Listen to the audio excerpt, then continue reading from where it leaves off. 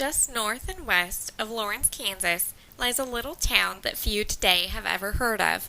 While its days of glory have long since passed, in its time, Lecompton held captive the attention of a nation, inching ever closer to the brink of war. The story of Lecompton, like the story of any place, cannot be told from the perspective of one person alone. It is not the story of one man, nor the story of one building. It is not even the story of one climactic event. Rather, it is the combination of all of these things. It is the stories of the lives and actions of a number of people who struggled here, right or wrong, for what they believed in. Today, the town harbors a number of historical sites and museums, all of which are open to the public. Before exploring each of these places, however, let's take a look at a couple of the faces who helped to shape Lecompton's history.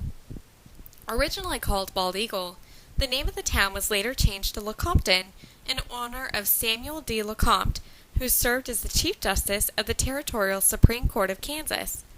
Born in Maryland, Lecompton began his political career in the eastern part of the nation and was appointed by President Pierce in 1854. During this time in his career, he was a Democrat who was thought to be in support of slavery. With his help and involvement in the Lecompton Town Company, Lecompton was named the capital of the Kansas Territory. On March 1, 1859, Lecompton resigned his position on the court and moved to Leavenworth, where he continued to practice law, eventually becoming a Republican. Even after it became apparent that Lecompton would not hold the honor of being the state's capital city, it retained its name rather than revert to its previous designation. James Lane was also originally affiliated with the Democratic Party.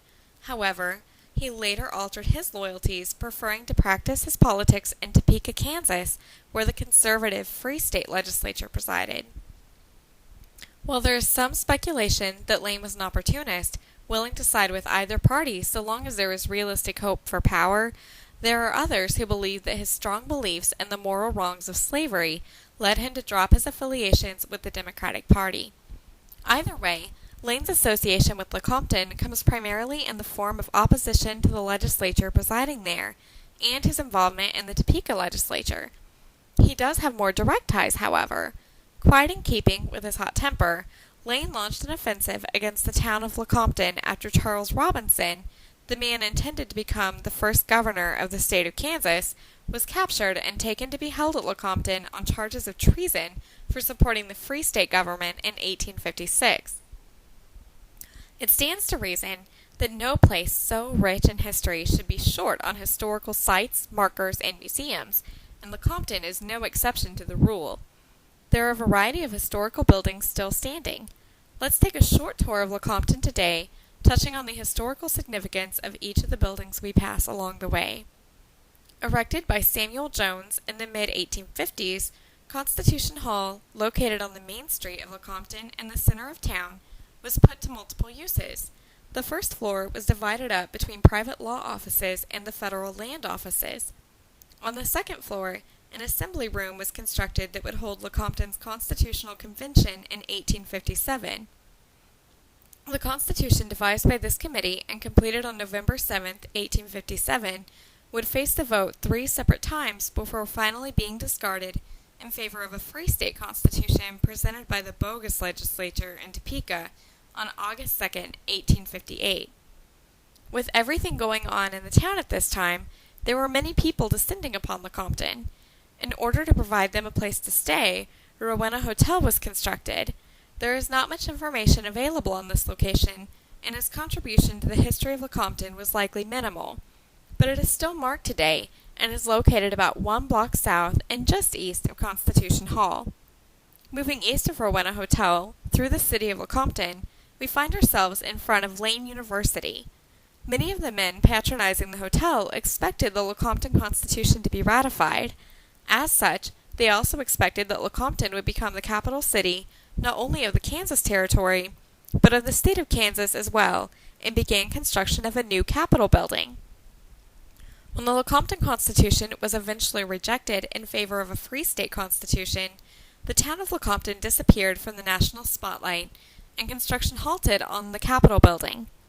Later, the foundation, which was the only part of the building that had thus far reached completion, was donated for the construction of a university.